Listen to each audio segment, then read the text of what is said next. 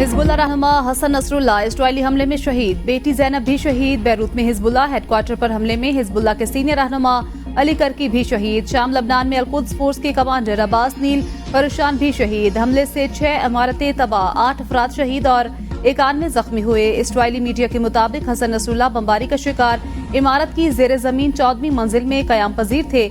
New York times के मुताबिक Hezbollah ने हसन नसरुल्लाह की लाश की शिनाख्त हफ्ते की सुबह की। हिजबुल्लाह का इसराइल के खिलाफ जंग जारी रखने का ऐलान, कहा हिजबुल्लाह गजा और फलस्तीन की हिमायत जारी रखेगी, लबनान और उसके अवाम की हिफाजत के लिए हर मुमकिन इकदाम करेगी।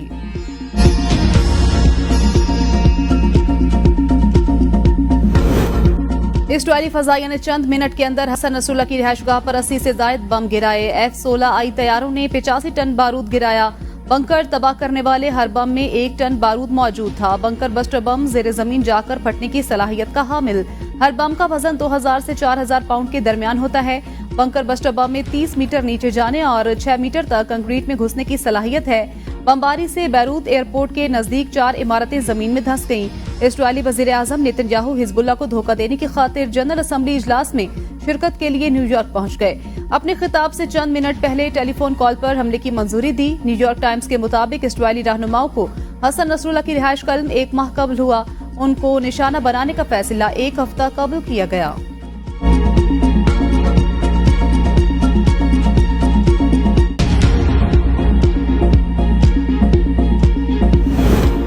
भर में शहीद हसन नसरुल्लाह की गायबाना नमाज जनाजा आज होगी। अमीर जमात इस्लामी हाफिज नईमुर रहमान का ऐलान, कहा दुनिया भर के अवाम इसराइल की नाजायज से होनी रियासत के खिलाफ आवाज बुलंद करें। सरबराह जेजुआई मौलाना फजलुर रहमान का इजहार अफसोस, कहा इसराइली हमले में हसन नसरुल्लाह की शहादत की मजम्मत करते हैं। हसन नसरुल्लाह का कत्ल इसराइल की बुज़दिलाना दहशतगर्दी, शहादत से इसराइल के खिलाफ जदोजहद को तकवीयत मिलेगी।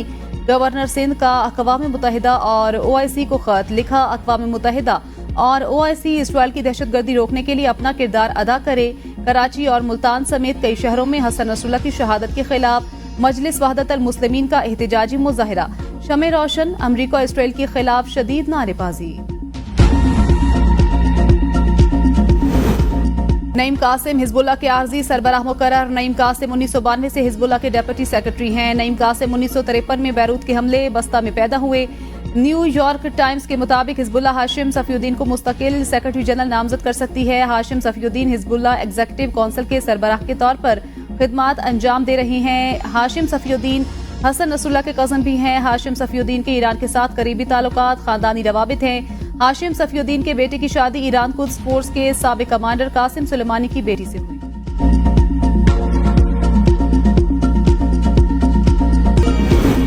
हिजबुल्लाह के खिलाफ इजरायली हमलों के बाद ईरान के सुप्रीम लीडर अली खामनाई की सिक्योरिटी बढ़ा दी गई, महफूज मकाम पर मुंतकिल। आयतुल्लाह खामनाई का कहना है खित्ते की तमाम तंजीमें हिजबुल्लाह के साथ हैं। इजराइल ने गजा में जारी जंग से कोई सबक नहीं सीखा। इजराइल लबनान में हिजबुल्लाह को भारी नुकसान नहीं पहुंचा सकता। मशरक़ वुस्ता की तकदीर का तयन मज़ाहमती ग्रुप करेंगे।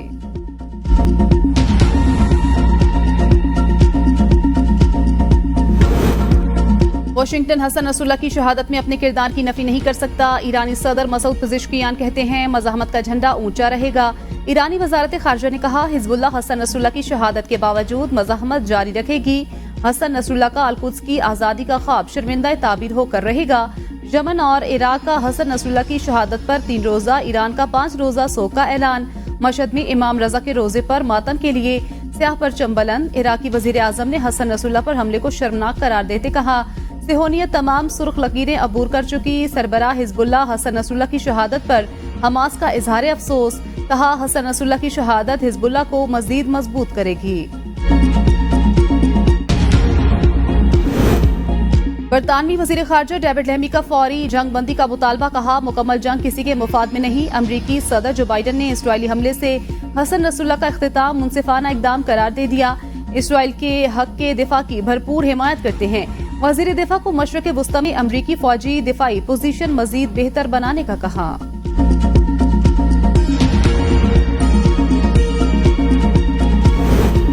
मकबूजा कश्मीर के अवाम अपने दर्द भूलकर हसन नसरुल्लाह की शहादत पर नुहकुना। हसन नसरुल्लाह की शहादत की खबर सुनते ही बड़ी तादाद में कश्मीरी घरों से निकल आए और इसराइली जारहियत में शहीद हसन नसरुल्लाह के हक में नारेबाजी की।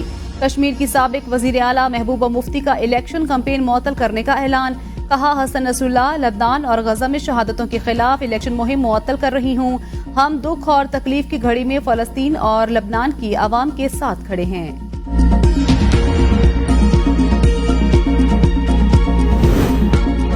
हसन नसरुल्लाह 1960 में मशरकी बैरूत में पैदा हुए। पैदाइश के कुछ अरसे बाद खाना जंगी के बायस उनका खानदान जनूबी लबनान में वाक़े आबाई गांव बसोरिया चला गया। नजफ और कुम में तालीम हासिल की। 1992 में हसन नसरुल्लाह ने हिजबुल्लाह की क़यादत संभाली। हसन नसरुल्लाह ने इस्राईली अफवाज के खिलाफ छोटे पैमाने पर जंग की पॉलिसी अपनाई। उनकी मज़ाहमती तहरीक 2000 में 22 साल बाद जनूबी लबनान से इस्राईली अफवाज के इनखला का अहम सबब बनी। हसन नसरुल्लाह ने 2004 में इसराइल और हिजबुल्लाह के दरमियान कैदियों के तबादले में भी अहम किरदार अदा किया। इस मुआहदे को अरब दुनिया में हिजबुल्लाह और हसन नसरुल्लाह की फतह के तौर पर देखा गया।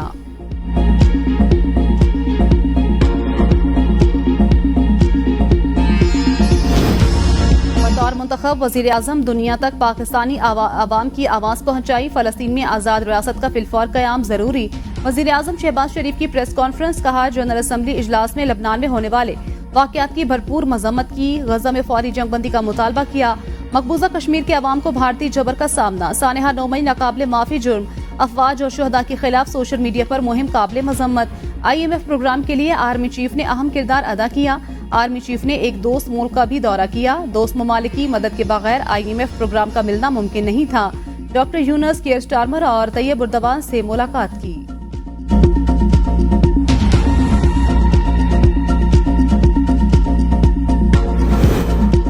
एक साल पहले कहा था, मायूस मत हो, मायूसी गुनाह है। पाकिस्तान की खुशहाली के बारे में कभी उम्मीद नहीं छोड़ना। माशरे में मायूसी पैदा करने की नाकाम कोशिशों को इज्तिमाई काविशों से शिकस्त दी। Army chief general Asim Munir की कराची में ताजिर बरादरी से मुलाकात में गुफ्तगू। कहा, मगरबी सरहद पर स्मगलिंग पर काबू पाने से मईशत पर मुस्बत असरात मुरतब हुए। फौज गैर कानूनी सरगर्मियों के खिलाफ कार्रवाई के लिए पुरअज़्म है। दोस्त ममालिक चीन, सऊदी अरब और UAE की जानिब से पाकिस्तान की माशी बहाली में किरदार काबिल सताइश है। गूगल और दीगर बैनुल अक़वामी कंपनियां पाकिस्तान में सरमायाकारी कर रही हैं। कारोबारी बरादरी के ताउन के बगैर ये कामयाबियां मुमकिन नहीं थीं। पाकिस्तान के रोशन मुस्तकबिल पर सबको गैर मुतज़लसल एतमाद होना चाहिए। मुलाकात के दौरान आर्मी चीफ की ताजर बरादरी को SIFC के ताउन के साथ मिलकर काम करने की दावत। कहा, कराची की कारोबारी बरादरी के मसाइल तरजीही बुनियादों पर हल होंगे। रवा माली साल हुकूमती अखराजात और कर्जों में इजाफे की पेशगोई। IMF ने पाकिस्तान से मुआहदे की तफसीलात शेयर कर दी। माशी तरक्की की शरह बढ़कर 3.2% हो सकती है। रवा माली साल GDP में हुकूमती कर्जों का तनासुब 73% से बढ़कर 75.1% तक पहुंचने का इम्कान।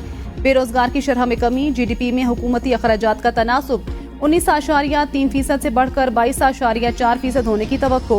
हुकूमती आमदनी का तनासुब 12.6% से बढ़कर 15.4% तक पहुंचने का इम्कान है। पाकिस्तान में तवानाई की कीमतों के ताजुन में हुकूमती किरदार को खत्म करने की सिफारिश। टैक्स रियायतें खत्म करके टैक्स सिस्टम में शफाफियत लाने की शर्त आयद। टैक्स वसूलियां बढ़ाने और टैक्स छूट खत्म करने की भी शर्त आयद। कर्जों की पायदारी के लिए मालियाती इदारों को मजबूत बनाने पर जोर। IMF मिशन के सरबराह नेथन पोर्टर का अखबार में मजमून। लिखा, पाकिस्तान में तरक्की दोबारा शुरू हो गई। अफरात ज़र में ड्रामाई कमी आई।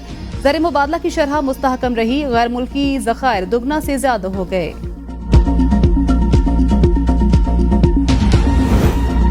शिमाली वजीरिस्तान में माड़ी पेट्रोलियम का हेलीकॉप्टर गिरकर तबाह। 6 अफराद जाँ बहक, 8 शदीद जख्मी। तर्जुमान माड़ी पेट्रोलियम के मुताबिक हेलीकॉप्टर पर 3 गैर मुल्की पायलट्स समेत 14 मुसाफिर सवार थे। तीनों पायलट्स का ताल्लुक रूस से है। हेलीकॉप्टर ऑयल फील्ड के करीब गिरकर तबाह हुआ। हादसा तकनीकी वजूहात के बायस पेश आया। हादसे का इलाके में सिक्योरिटी सूरत हाल या दहशतगर्दी से कोई ताल्लुक नहीं। पाक फौज और दीगर इदारों की इमदादी कार्रवाइयां। जराये के मुताबिक हेलीकॉप्टर में उड़ान भरते ही तकनीकी फॉल्ट हुआ था। इमरजेंसी लैंडिंग करते हुए हेलीकॉप्टर का टेल रूटर जमीन से टकरा गया। हादसे की तहकीकात शुरू। पंजकोट के इलाके खुदाबादान में मुसल्ह अफराद की फायरिंग, 7 मजदूर जाँ बहक। पुलिस जराये के मुताबिक जाँ बहक मजदूरों का ताल्लुक पंजाब से है। नामालूम अफराद ने घर में घुसकर फायरिंग की। कानून नाफिज करने वाले इदारों ने लाशें मकामी अस्पताल मुंतकिल कर दी।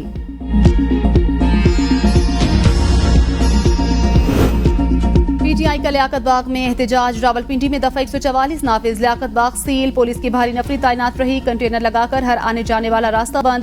शहरी पैदल चलने पर मजबूर। रावलपिंडी, अटक, जेहलम और चकवाल में 2 दिन के लिए दफा 144 नाफिज रहेगी। सियासी इज्तिमा, धरने, जलसे, मुजाहरे और एहतजाज पर पाबंदी आयद। रावलपिंडी भर में मोबाइल और मेट्रो बस सर्विस मुअत्तल। मोटरवे M1 और M2 बंद। चक्री, 72, टेक्सला, AWT से भी सड़कें बंद। अली अमीन गंडापुर वापस पेशावर रवाना।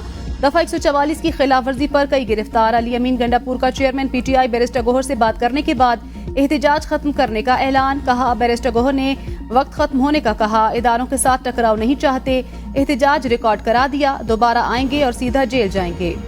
अली अमीन गंडापुर फिर पंजाब में दाखिल हुए। बगैर सर पटख के वापस लौट गए। अजमा बुखारी कहती हैं, ये कमाल है CM पंजाब का। पंजाब में गुंडागर्दी नहीं, कानून की हुक्मरानी चलेगी।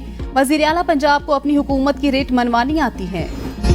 पानी की रिहाई की रिहाई का फैसला कुन मार्का शुरू हो गया। मुशीर इत्तलात खैबर पख्तूनख्वा बैरिस्टर सैफ कहते हैं, अली अमीन गंडापुर ने दरबारी वुज़रा के चैलेंज के बाद दूसरी बार अटक क्रॉस कर दिया। अवामी समंदर के सामने कंटेनर्स रेत की दीवार साबित हो रहे हैं। सरकारी वसाइल लूटना और सियासत के लिए इस्तेमाल करना शरीफ खानदान का वतीरा। पुरअमन एहतजाज रिकॉर्ड कराने जा रही हैं। पुरअमन एहतजाज को खराब करने की कोशिश की तो पूरा पाकिस्तान सड़कों पर होगा। जाली मुकदमात और फॉर्म 47 की जाली हुकूमत के खात्मे तक एहतजाज का सिलसिला जारी रहेगा। जाली हुकूमत से निजात दिलाना अब फर्ज बन चुका। 9 मई का मास्टरमाइंड खून खराबा और मुल्क में लाशें चाहता है। ऐसे एहतजाज की इजाजत नहीं देंगे। ये एहतजाज नहीं, दहशतगर्दी है। मरियम औरंगजेब कहती हैं, पंजाब पुलिस पर आंसू गैस, पत्थर और गोलेलों से शीशे फेंके जा रहे हैं। बानी PTI के हुक्म पर पंजाब पर चढ़ाई का हर हफ्ते खतरनाक खेल खेला जाता है। रावलपिंडी का जलसा रावलपिंडी के लोगों ने मुस्तरद कर दिया। नून लीग के सेनेटर तलाल चौधरी ने प्रेस कॉन्फ्रेंस में कहा, चंद अनासिर गालम गलोच की सियासत पर यकीन रखते हैं। इदारों के खिलाफ मजमूम मुहिम चलाई जा रही है। PTI वाले NRO चाहते हैं। ऐसे NRC से कोई हमदर्दी नहीं।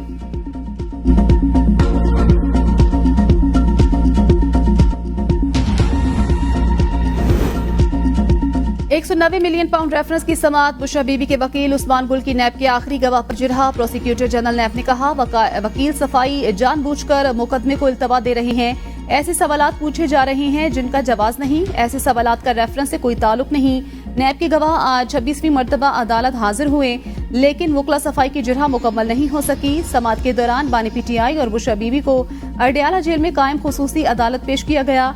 समाअत 2 अक्टूबर तक मुलतवी। 2 अक्टूबर को भी उस्मान गुल गवाह पर जिरहा जारी रखेंगे।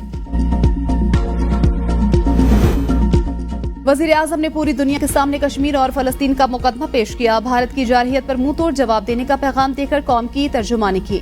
न्यूयॉर्क में वजीर दिफा ख्वाजा आसिफ की पाकिस्तानी कम्युनिटी के अरकान से मुलाकात में गुफ्तगू।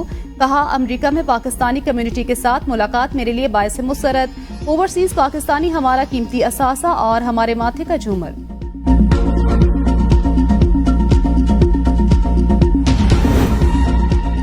पंजाब में इलेक्शन ट्रिब्यूनल्स केस का फैसला 30 सितंबर को सुनाया जाएगा। सुप्रीम कोर्ट ने मंगल को समाअत के बाद फैसला महफूज करके इलेक्शन कमीशन को ट्रिब्यूनल्स फाइल करने की हिदायत की थी।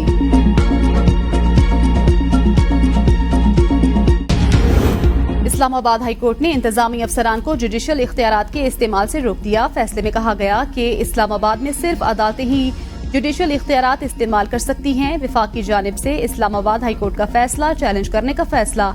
जराये के मुताबिक अदालती फैसले के बाद वजारत दाखिला में अहम इजलास में इस्लामाबाद हाई कोर्ट के फैसले को चैलेंज करने का फैसला। नवाज शरीफ और वजीर आला पंजाब मरियम नवाज से जापानी सफीर की मुलाकात। 2 तरफा ताल्लुकात, मुख्तलिफ शोबों में ताउन बढ़ाने पर तबादला ख्याल। नवाज शरीफ का पाक जापान ताल्लुकात को मजीद वुसअत देने के अज़्म का इजहार। कहा, जापान अक़वाम आलम में अपनी मेहनत और लगन से नुमाया है। वजीर आला पंजाब का पाक जापान तिजारती हुजम बढ़ाने में दिलचस्पी का इजहार। तालीम, सेहत, शहरी सहूलियात के लिए जापान का पंजाब से ताउन लायके तहसीन करार दिया। कहा, पंजाब में सरमायाकारी के लिए साजगार माहौल सरमायाकारों को मराद दे रहे हैं। जापानी सफीर का पाकिस्तान के साथ ताल्लुकात को मजीद फरोग देने का अज़्म। गवर्नर खैबर पख्तूनख्वा फैसल करीम कुंडी ने अली अमीन गंडापुर को गवर्नर हाउस के दौरे की दावत दे दी। फैसल करीम कुंडी ने सियासी जमातों के कायदीन को बजरिया खत गवर्नर हाउस मद्दू किया। कहा, सूबे के वसाइल की तकसीम के लिए विफाक से बात करना जरूरी। गवर्नर की सूबे के मसाइल के हल के लिए टास्क फोर्स के कयाम की तजवीज।